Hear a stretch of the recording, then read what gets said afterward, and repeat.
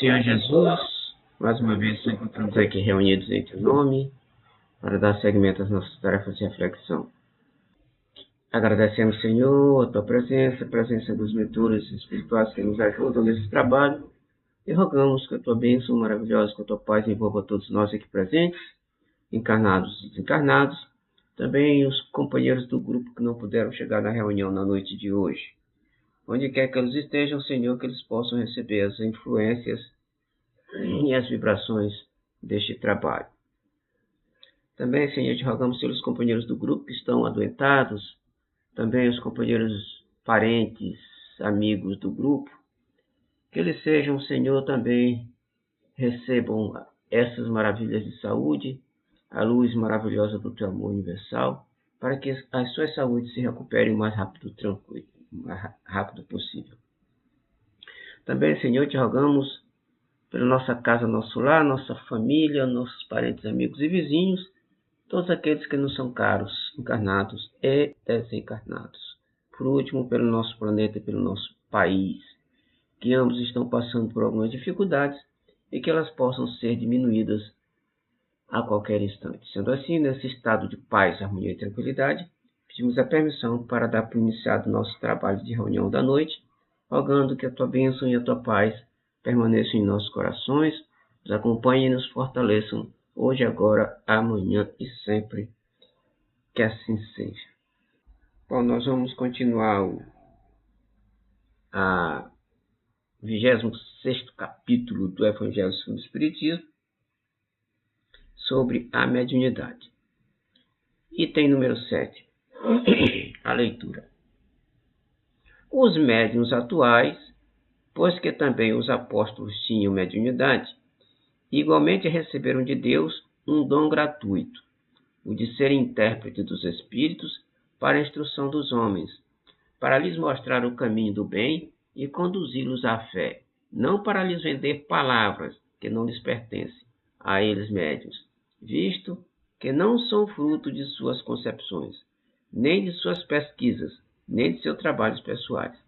Deus quer que a luz chegue a todos, não quer que o mais pobre fique dela privado e possa dizer: não tenho fé, porque não a pude pagar. Não tive o consolo de receber os encorajamentos e os testemunhos de afeição dos que pranteio, porque sou pobre. Tal a razão porque a mediunidade não constitui privilégio e se encontra por toda parte. Fazê-la paga seria, pois, desviá-la do seu providencial objetivo. Tá, então ele está só reforçando aqui aquilo que nós já vimos na reunião anterior, de que os trabalhos de mediunidade, os trabalhos religiosos, nós não devemos pagar, né? Porque desvia do caminho. A mediunidade não deve ser vendida em hipótese nenhuma, e nós aprendemos isso na doutrina, e a doutrina nos esclarece precisamente com relação a isto.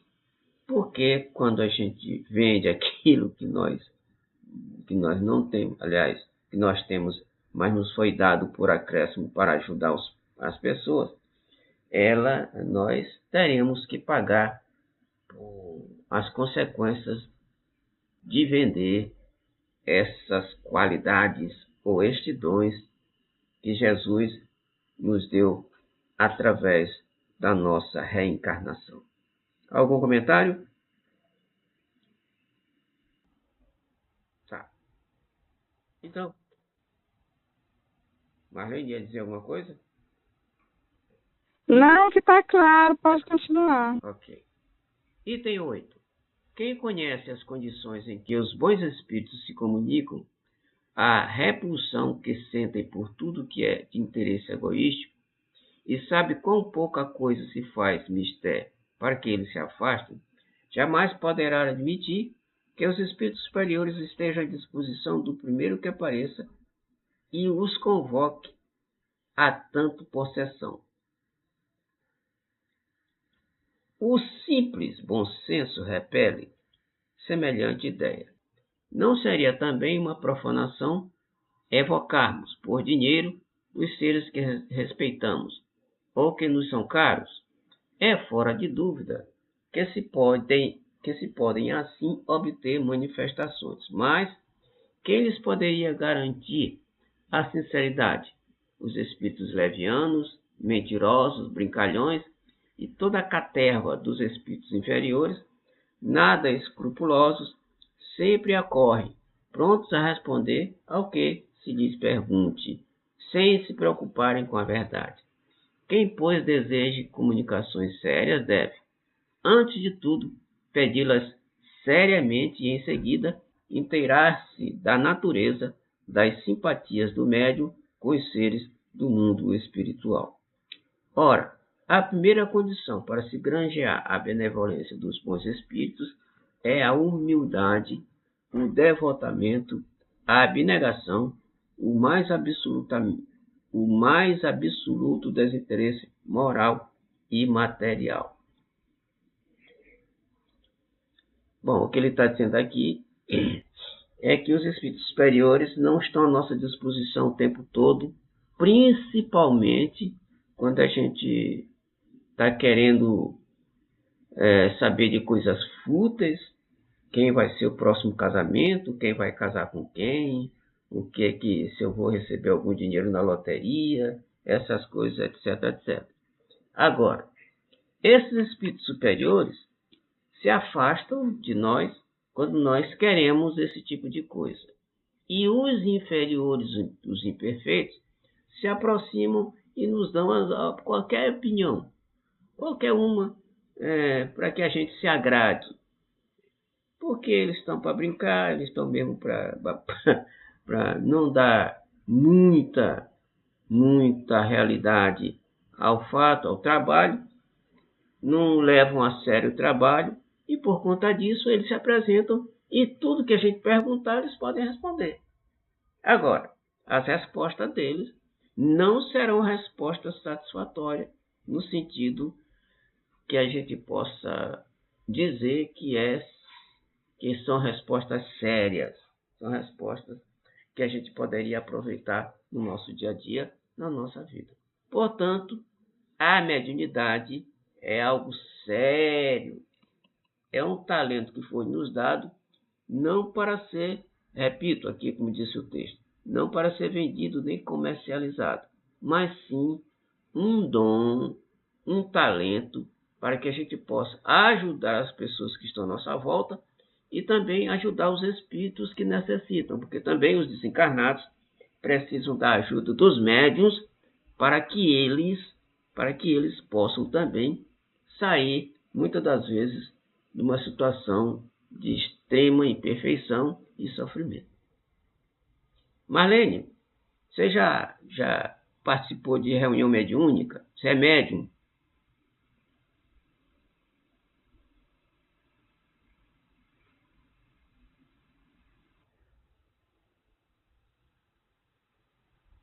Marlene?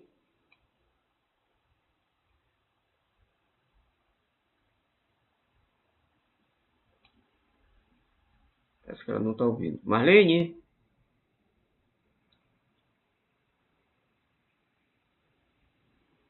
Valdirene, já participou de alguma reunião mediúnica? Não, né? Por isso que você disse que não entendeu nada daquele livro, né?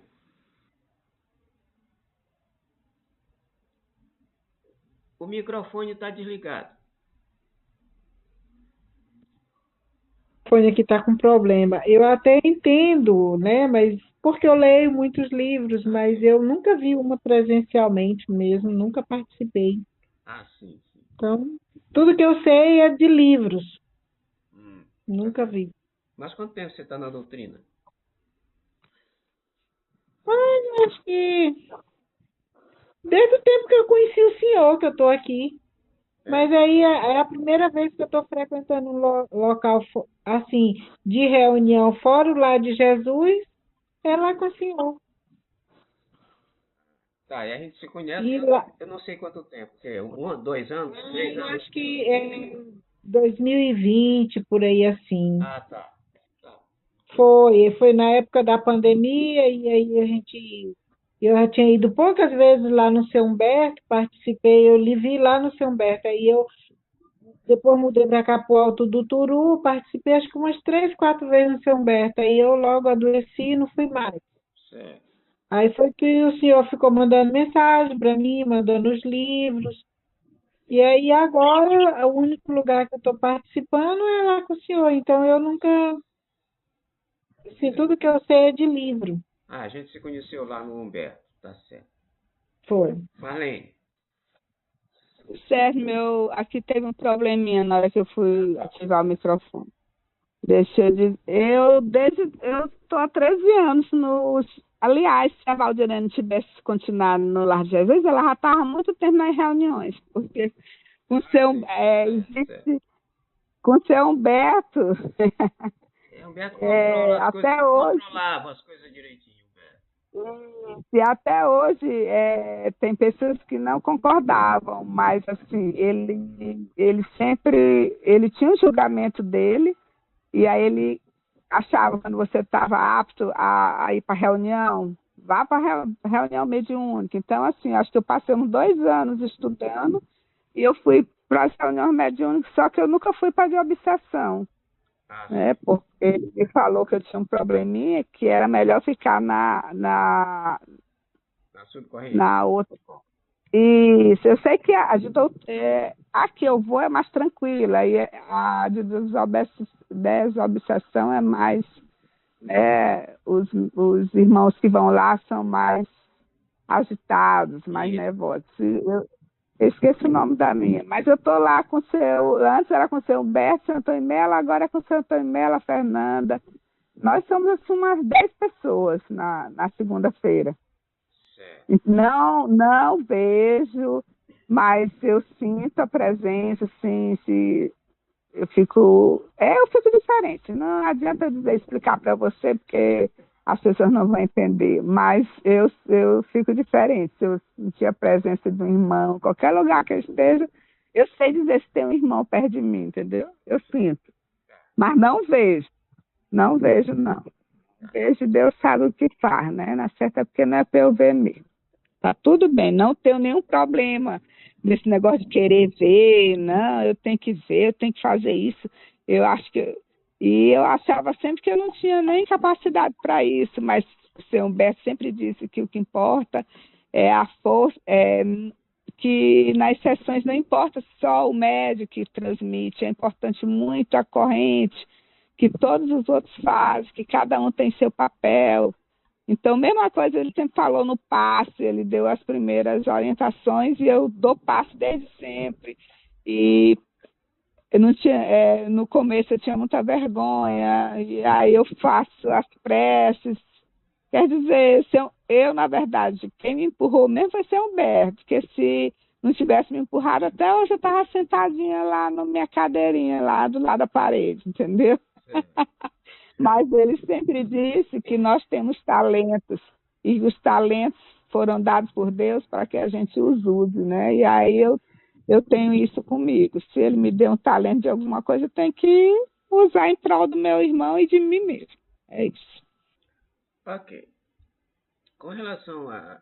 Tem pessoas que contra, não estão muito de acordo com que... Não ficavam muito de acordo com o que o Humberto dizia. Humberto, além de ter muito conhecimento da doutrina, que ele conhecia muito a doutrina, ele era médium e vidente. E médium vidente.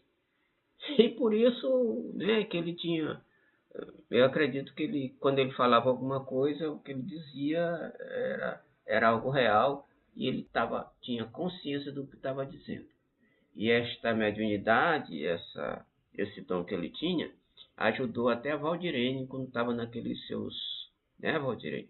Naqueles seus problemas bem mais graves. Nossa, tempo eu atrás. nunca esqueço o que ele me disse. No meio do meu desespero, ele disse assim para mim. Ele disse: Tu não estás olhando quem está do teu lado, mas eu estou olhando e ele está me mandando me dizer que você não vai para a UTI, você não vai morrer, porque ainda não é a hora. Você ainda tem outras coisas para fazer aqui, ainda não é a sua hora. Você não vai nem tomar esse sangue que foi pedido para você. Tua cirurgia vai ser um sucesso. Eu digo, e o senhor está vendo? Ele disse, estou. Você não está vendo, mas eu estou vendo. E de fato, nada aconteceu. Não tomei o sangue, não fui nem para UTI, que estava leito reservado. Nada. Minha cicatrização foi perfeita. E nem desencarnou. Pronto. Não. Lógico. Lógico. Foi. Muito bem. Então, é para a gente perceber a maravilha que é a mediunidade. Aliás, nós conhecemos no livro dos médiuns, que todos nós somos médiuns. Uns são mais, outros menos, e tem uns que não veem, não sentem, mas tem a mediunidade de intuição. Mas todo mundo tem alguma coisa que a mediunidade faz com que ele possa perceber as coisas e ser avisado de determinadas situações. Então, é um dom maravilhoso que a gente deve agradecer a Deus por isso. Aliás, a gente deve agradecer a Deus por muitas coisas. Né, Valdir? Até a vida que a gente tem. A vida que a gente tem em primeiro lugar. Certo? Aí depois vem outras coisas, vem família, vem casa, vem emprego, vem amigos, vem trabalho, etc. Tudo isso a gente tem que agradecer porque Deus nos deu a força de conseguir tudo isso. Se a gente tivesse consciência, a gente vivia agradecendo o tempo todo. Aí quando tem uma dor de barriga, uma unha encravada, ou dor no olho, ou um probleminha de saúde, está reclamando, sem saber que tem muitas coisas boas, mais do que ruins, nas nossas vidas, e por isso, agradecer sempre. Continuando a nossa leitura.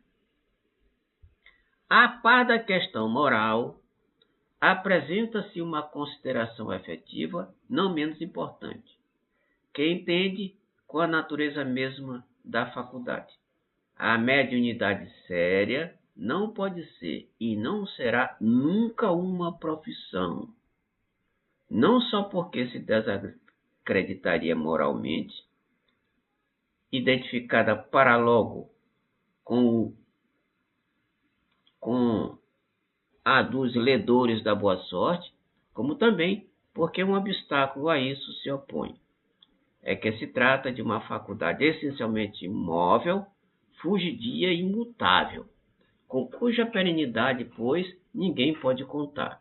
Constituiria, portanto, para o explorador, uma fonte absolutamente incerta de receitas, de natureza a poder faltar-lhe no momento exato em que mais necessária lhe fosse.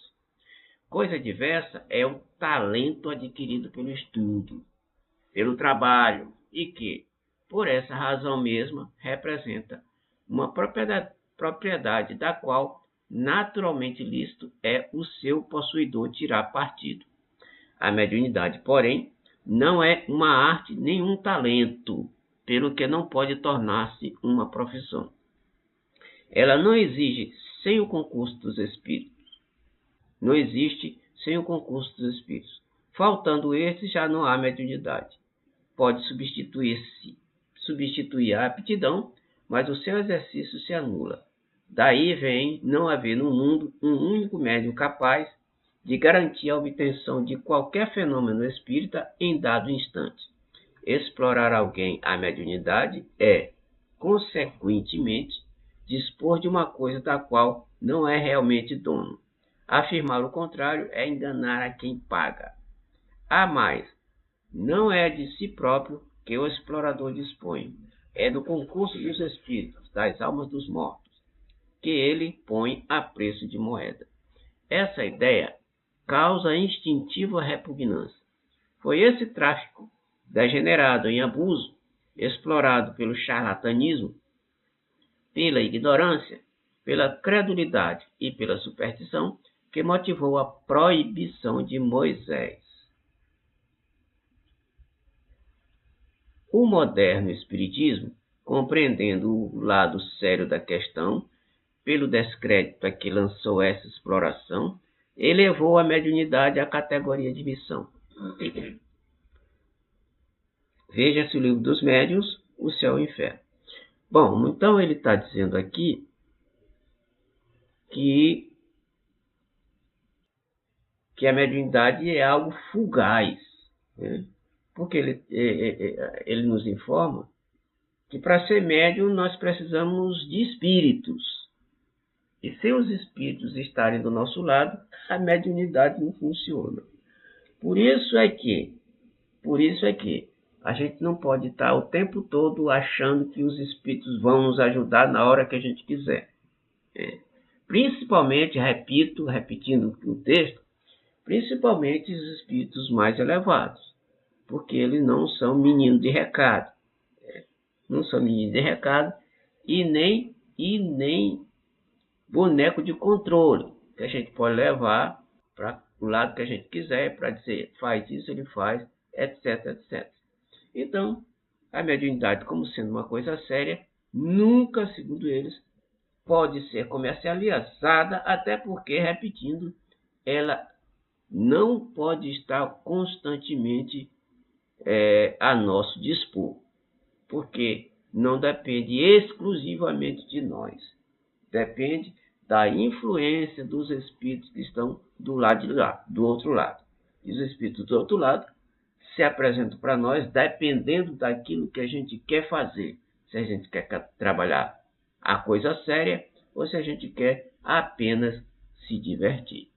Com relação a isso, a gente percebe, por exemplo, alguém vocês assistiram o filme Ghost? Né? Assistiu. Sim, assisti. Aqui também tem, aqui em casa tem um filme chamado Nem por Cima do Meu Cadáver, que é um filme que também fala a respeito da mediunidade. Que lá no filme Ghost, aquela médium, ela primeiro começou a explorar, enganar o povo. Para ganhar dinheiro. Depois, ela começou aflorou a mediunidade, e aí ela começou a não querer mais, porque o espírito queria que ela fizesse algumas coisas, e ela não queria, mas o espírito fez com que ela aceitasse a proposta. Nesse outro filme também, Nem por Cima do Meu Cadáver, a médium do filme também, uma mulher, ela se dizia que era médium, mas também para enganar as pessoas. Depois passou a perceber as entidades e aí a coisa muda totalmente de figura. Então, é isso. Com relação às coisas dos espíritos, não devemos comercializar. E o texto nos diz que a gente só pode comercializar aquilo que nós trabalhamos para o nosso sustento, para comercializar, para nos sustentar. Por isso é que nós espíritas, os expositores, por exemplo, principalmente os expositores, nós expositores, a gente não cobra nada por aquilo que a gente faz como expositor, porque nós temos os nossos empregos, a gente estudou, fez concurso e tal, etc, etc, para ter o nosso sustento diário, material, né? E esse outro nós não podemos comercializar, porque a doutrina nos diz assim. Se a gente fizer o contrário, né, a gente vai ter que arcar com as consequências, né? Mas a gente sabe que tem outras religiões que comercializam isso aí, né? Tem os pastores, os padres que ganham dinheiro por conta das igrejas. Para se eles acham que isso é certo, tudo bem, não é problema nosso. Comentários, meninas? O filme Os Mensageiros é sobre isso, tá assistiu? O filme? O novo filme Nosso Lar, Os Mensageiros? Não assisti. Ele é baseado nessa questão de lideranças de centros espíritas que a princípio trabalhava em prol do bem, mas que existiam alguns médicos que faziam coisas erradas. E aí é todo baseado nisso que no final eles retornaram para fazer o bem mesmo, fazer o correto. Mas recebeu muitas cestas, muito não sei o quê, mas tinham também aquele momento de consultas a determinados ricos, falando disso ou daquilo, no que fazia as duas coisas, né? Então é interessante esse filme, e ele fala sobre isso. Isso é às vezes o povo briga, mas seu Humberto ele falava muito sobre isso, que existem espíritos que trabalham em prol do dinheiro, né? Mas se você, para isso a gente tem um conhecimento, o Espiritismo nos dá conhecimento para a gente saber definir o que é coisa boa e o que não é. E a questão também de que tudo que é pago, você paga aqui um dinheiro e eu pago aqui R$ 100, mas na hora que eu desencarno eu estou devendo milhões por aquele suposto benefício. Então a gente tem que estudar, tem que saber, que às vezes a gente é iludido por tantas coisas, por tantos irmãos que estão aí justamente com esse objetivo. Era isso. Ok. Val, quer dizer alguma coisa? Tá. Além do mais, a gente, com o que o Marlene falou aí, e do texto, eu me lembrei a respeito de Jesus quando expulsou os vendilhões do templo. Os camaradas estavam fazendo a casa do pai de comércio. E Jesus deu o exemplo e expulsou muita gente, aquele pessoal que estava apenas se locupletando com as coisas de Deus, com as coisas do céu.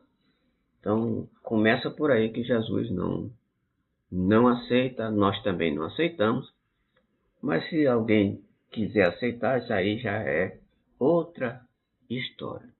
Então, por isso é que a gente estuda, né? Por isso é que a gente está aqui repetindo para aprender e ter consciência daquilo que a gente pode fazer e daquilo que nós não podemos fazer. Porque a gente sabe que tudo que a gente fizer de positivo ou negativo vai haver consequências. Vai haver consequências. E as consequências podem ser positivas e negativas. Logicamente, se nós usarmos o nosso livre-arbítrio para o bem ou para o mal. Então, estamos avisados. Item número 10. A mediunidade é coisa santa, que deve ser praticada santamente e religiosamente. Se há um gênero de mediunidade que requeira essa condição de modo ainda mais absoluto, é a mediunidade curadora. O médico dá o fruto de seus estudos, feitos, muitas vezes, à custa de sacrifícios penosos.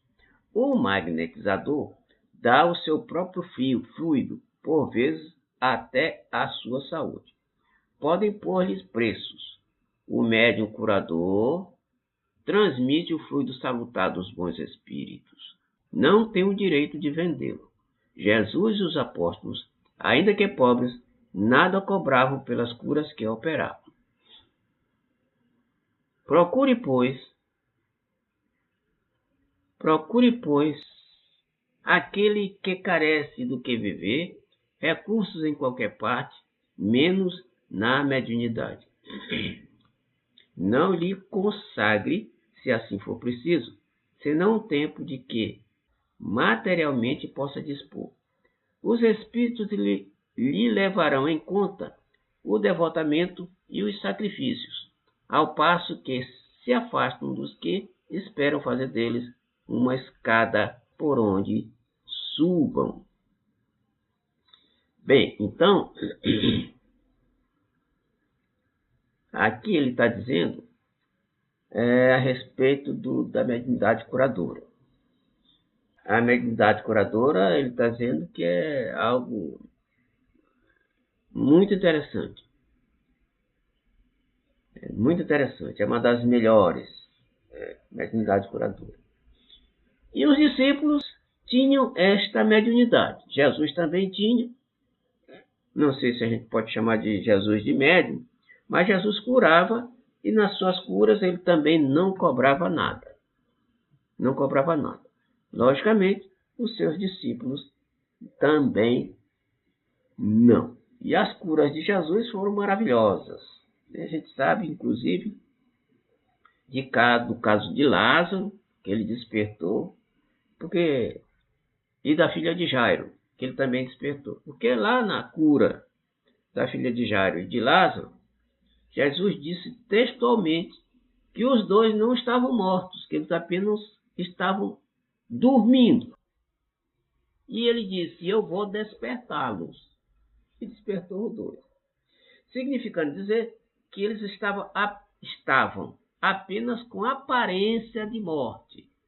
A gente não tem casos, pessoal, em que pessoas são enterradas vivas. Pois é. A pessoa está aparentemente morta. Aparentemente, o Val, que é enfermeira, sabe disso. Está aparentemente morta. Até a respiração não se consegue captar. E resultado, enterram-se as pessoas. Resultado, esse tipo de pessoa, às vezes, há um problema de família, por exemplo, quer fazer a exumação do corpo. Quando vão chegar lá, abre o caixão, o corpo está de bruço, denotando que a pessoa foi enterrada sem estar realmente morta. Esse é o caso de Jesus. Por isso é que Jesus, repito, dizia, olha, eles não estão mortos, apenas dormem, mas eu vou despertá-los. Aí Jesus ia lá com a sua força magnética, pegava na mão das pessoas, e aí as pessoas renasciam, entre aspas, né? Elas despertavam do sono profundo ou da morte aparente. Comentários?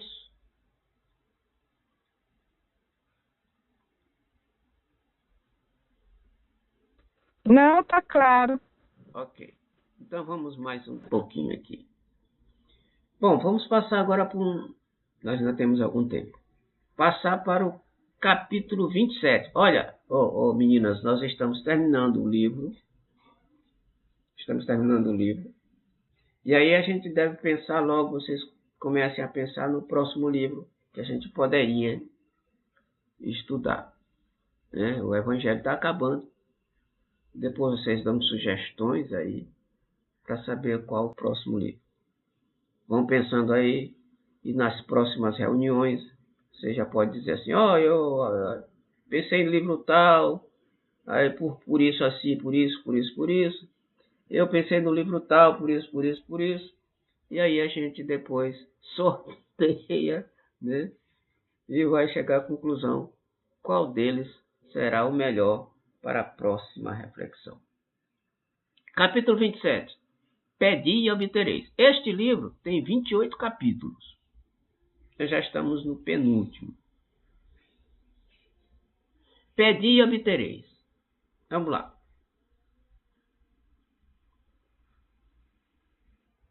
Qualidades da prece.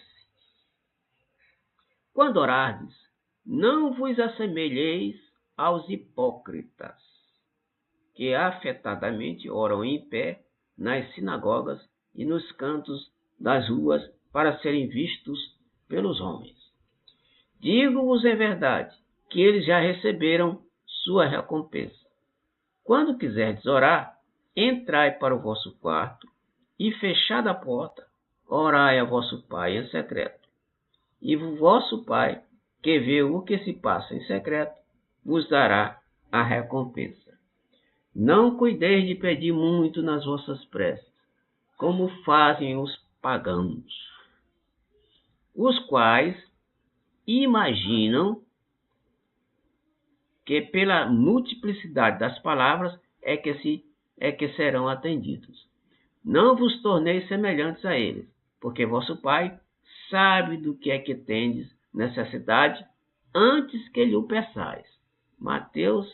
São Mateus capítulo 6, versículos de 5 a 8. Item 2. Não vos apressardes para orar. Não vos aprestardes para orar. Se tiverdes qualquer coisa contra alguém, perdoai-lhe, a fim de que vosso Pai que está nos céus também vos perdoe os vossos pecados. Se não perdoardes, vosso Pai que está nos céus também não vos perdoará os pecados. São Mateus, capítulo 11, versículo de 25 e 26. Também disse esta parábola a alguns que punham a sua confiança em si mesmos, como sendo justos, e desprezavam os outros. 2 homens subiram ao templo para orar. Um era fariseu, outro publicano. O fariseu, conservando-se em pé, orava assim, consigo mesmo: Meu Deus, rendo-vos graça por não ser como os outros homens, que são ladrões, injustos e adúlteros, nem mesmo como esse publicano. Jejuo 2 vezes na semana, dou o dízimo de tudo o que possuo.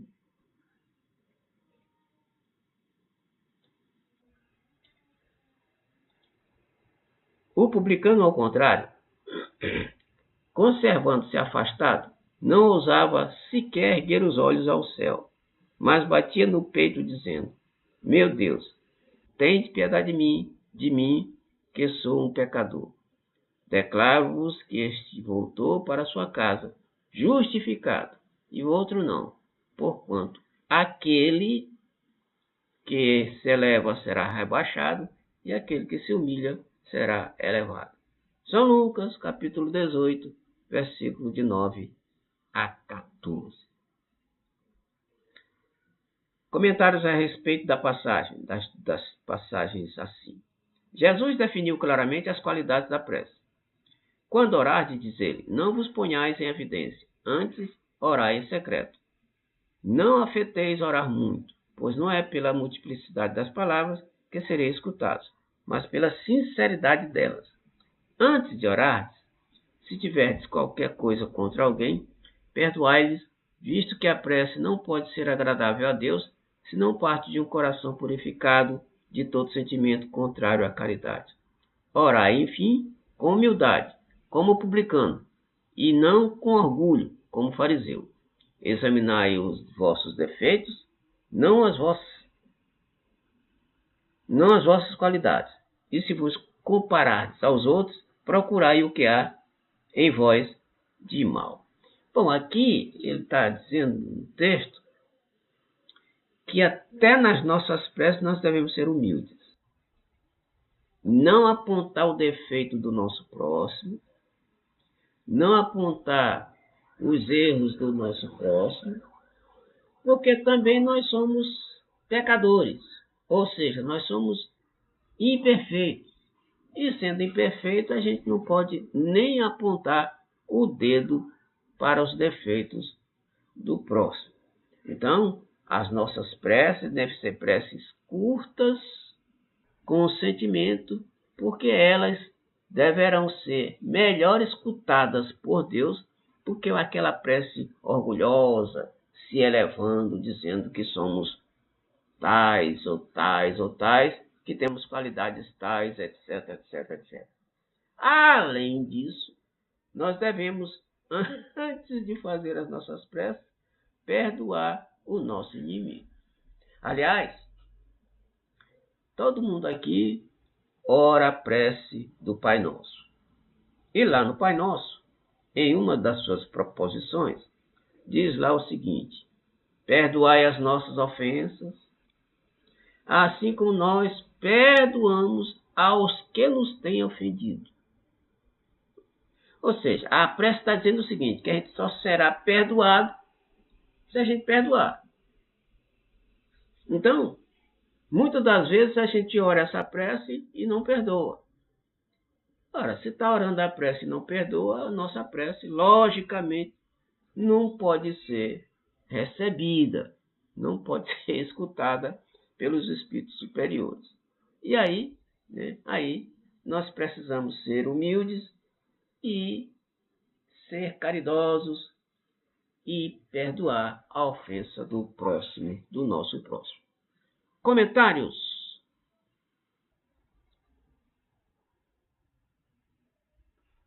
A questão da prece, a gente, tudo isso que você falou aí é o correto.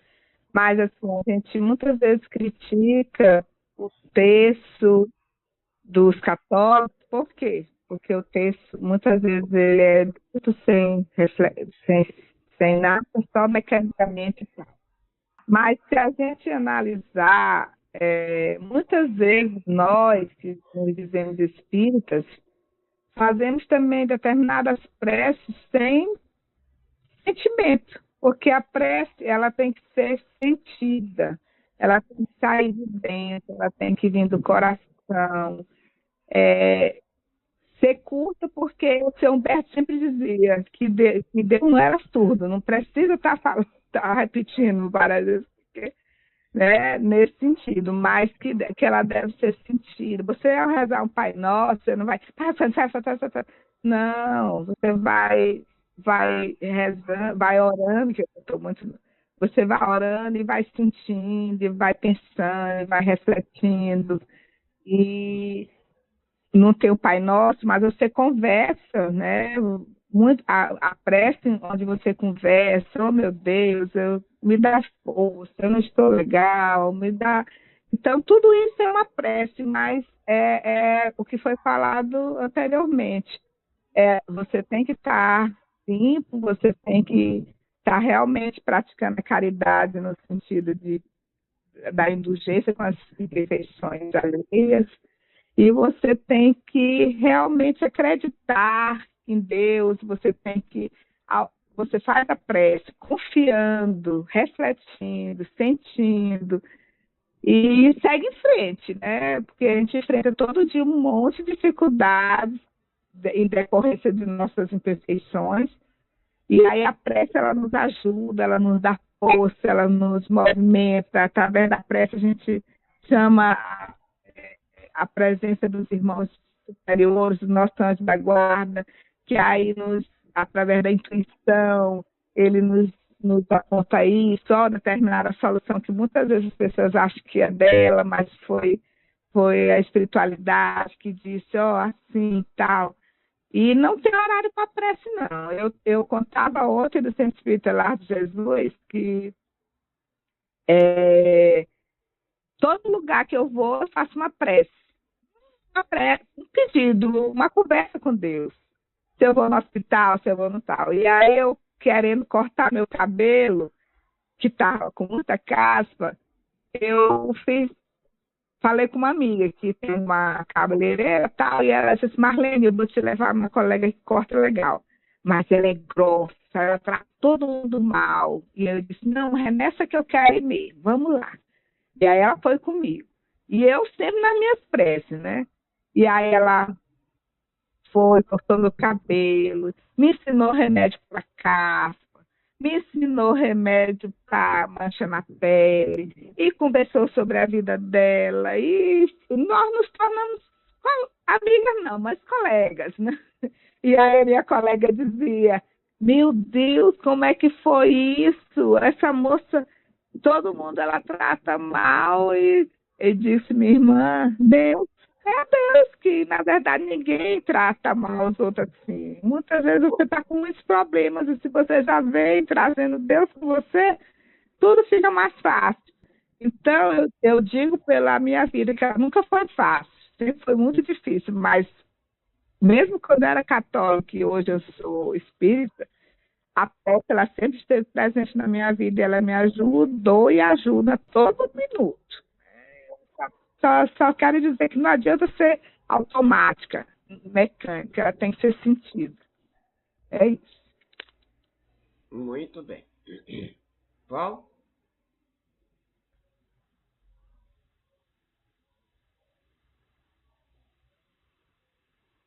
Tá. Muito bem. Então vamos continuar. Vamos passar agora para a eficácia da prece.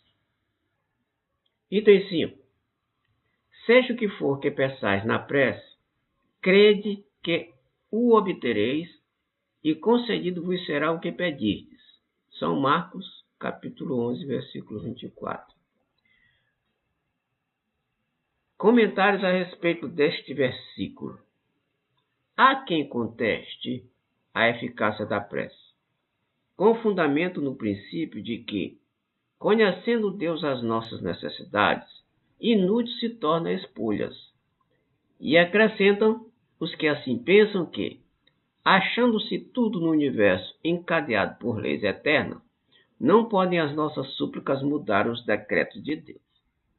Sem dúvida alguma, há leis naturais e imutáveis que não podem ser abrogadas ao capricho de cada um. Mas, daí a crer-se que todas as circunstâncias da vida estão submetidas à fatalidade, vai grande distância. Se assim fosse, nada mais seria o homem do que um instrumento passivo, sem livre-arbítrio e sem iniciativa. Nessa hipótese, só lhe caberia curvar a cabeça ao jugo dos acontecimentos, sem cogitar de evitá-los. Não devera ter procurado desviar o raio. Deus não lhe outorgou a razão e a inteligência para que ele as deixasse sem serventia, a vontade para não querer, a atividade para ficar inativo. Sendo livre o homem de agir num sentido ou noutro, seus atos lhe acarretam, e ao demais, consequências subordinadas ao que ele faz ou não. Há, pois, devido à sua iniciativa, sucessos que forçosamente escapam à fatalidade e que não quebram a harmonia das leis universais. Do mesmo modo que o avanço ou o atraso do ponteiro de um relógio não anula a lei do movimento sobre a qual se funda o mecanismo. Possível é, portanto, que Deus aceda a certos pedidos sem perturbar a imutabilidade das leis que regem o conjunto, subordinada sempre essa anuência à sua vontade. Bom, aqui o texto nos fala a respeito do seguinte, nos fala a respeito do livre-arbítrio. O nosso livre-arbítrio é que vai nos mostrar se a gente está fazendo a coisa certa ou fazendo a coisa errada. Tá? Ora, se a gente tem o livre-arbítrio, a gente pode pedir ou não. Tá? Se a gente pedir, é sinal, olha só, quando a gente pede na prece, é sinal de humildade. É sinal que a gente está se curvando diante de algo muito superior a nós. Então, se a gente se curva a algo muito superior a nós, nós temos a possibilidade de receber aquilo que nós pedimos. Aliás, o texto está dizendo que toda a prece que a gente faz, ela tem eficácia. Ela tem um efeito. Ela tem uma solução. O problema é que muitas das vezes a gente não percebe o resultado das nossas preces. Não percebe. Às vezes, é uma coisa tão sutil que a gente não percebe. Porque quando a gente faz uma prece, pede alguma coisa, por exemplo, aos bons espíritos, a Deus, por exemplo, a Jesus, a gente pensa que não é ouvido, ou que nosso pedido não foi aceito. Mas, na verdade, toda prece tem uma resposta. Tem uma resposta. Às vezes a gente pensa que é até negativa. Mas a gente conhece da doutrina, Val e Marlene, que tudo que nos acontece, seja de bom ou de ruim, vai resultar em algo bom mais cedo ou mais tarde. Logo, nós não temos com que nos preocupar. Certo? O que nós temos que fazer é fazer a nossa parte como bons filhos, como pessoas que oram e que se curvam diante da divindade, o Deus superior, o Deus criador, a fim de que a gente possa ser bem assistido, ser bem assessorado pelos bons espíritos. E além disso também, a prece eleva a nossa vibração. Se a gente está com uma vibração baixa, a prece ajuda a elevar essa vibração e ao ajudar a elevar a vibração, nós nos aproximamos mas dos espíritos superiores que têm possibilidade maior de nos ajudar, ao invés de quando nós não fazemos as preces e nem pedimos nada. Isso é que a gente deve ter consciência dessas coisas. Comentários? Alguém quer comentar mais alguma coisa?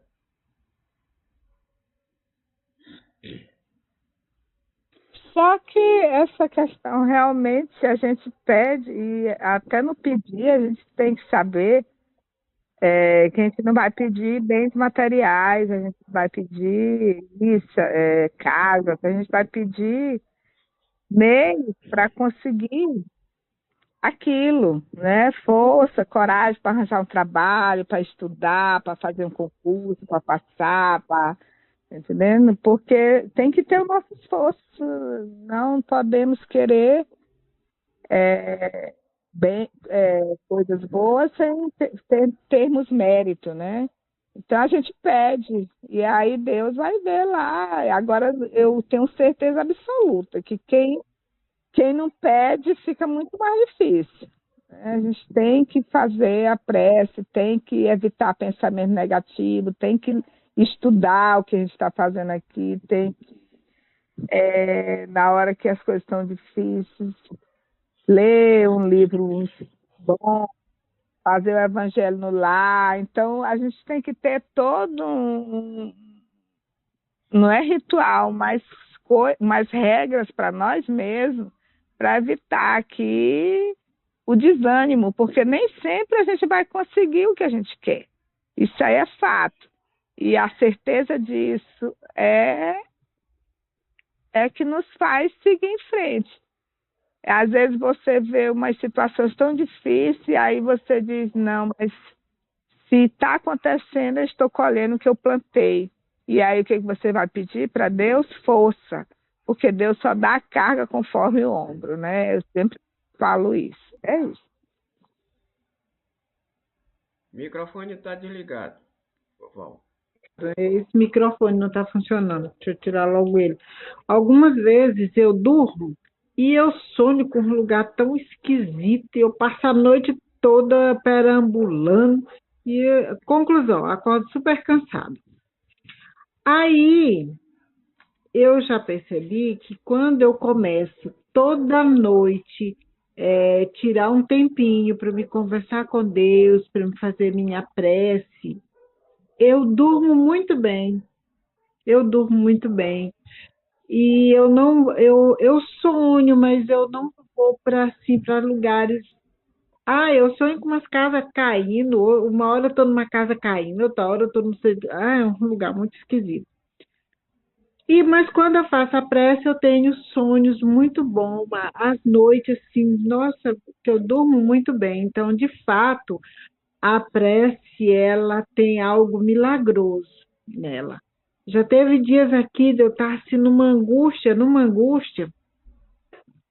que eu não consigo entender que angústia que é. Como todo mundo sai de casa, fica só tá eu em casa. E eu até estava falando para a Mê, tem vezes que eu não consigo entrar no quarto. Dá um medo que eu não sei de onde. Aí eu digo, não, peraí, isso aí não tá legal. Aí, assim, aquela angústia com uma vontade de chorar. Aí eu digo, não, esse sentimento não é meu, não, peraí, isso não tá legal. Aí eu paro o que eu estou fazendo, meu Senhor, me ajuda nesse momento. Aí eu peço a companhia dos bons mentores que me ajude a passar por aqui, sabe? Parece que vai me sufocando assim.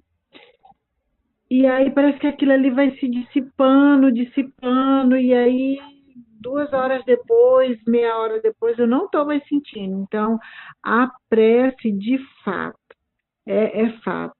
Se a pessoa quiser ele ter paz mental, ele resolver suas coisas, uma prece é muito bom. Até para a gente ter boas ideias. Porque tem horas assim que não surge uma boa ideia e aí a gente se conecta com Deus e pede para Deus iluminar a mente da gente e aí de repente aquilo ali aparece assim, não, faz assim, e você faz e dá certo. né? Não sei quem já teve essa experiência, eu já tive essa experiência. Então, a prece, de fato, ela tem que ser, sabe, a companheira do cristão, ela tem que andar ali. Eu acredito que toda pessoa que quer vencer as más inclinações, quer vencer as dificuldades do nosso dia a dia, tudo começa na prece. A prece é que faz um grande milagre, nos capacita a vencer nossas dificuldades. E é isso. Ok. Então a gente já chegou à conclusão que a prece deve ser primordial nas nossas vidas, porque ela vai nos ajudar a conseguir ou melhorar, inclusive, né, Val, no nosso sono e para onde a gente vai do nosso sono, o nosso espírito para onde ele vai.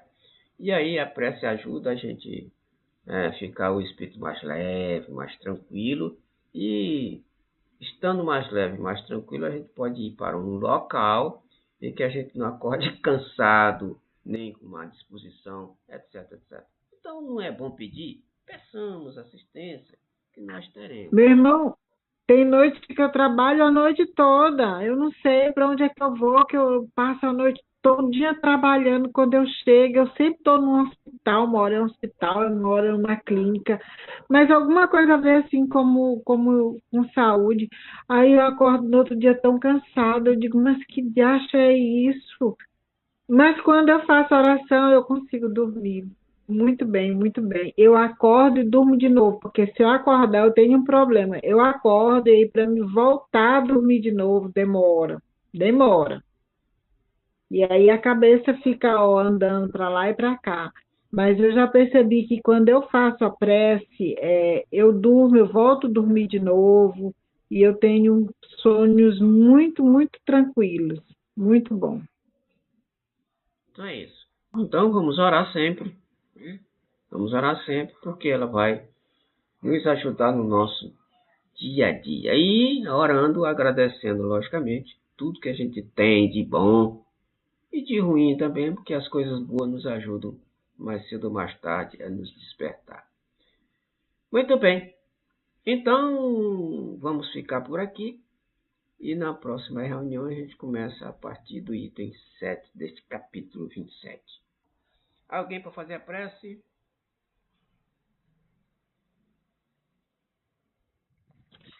Eu faço. Muito bem, já estou de olhos fechados. Senhor nosso Deus, nosso Pai Celestial, gratidão, Pai querido, por esse momento de estudo,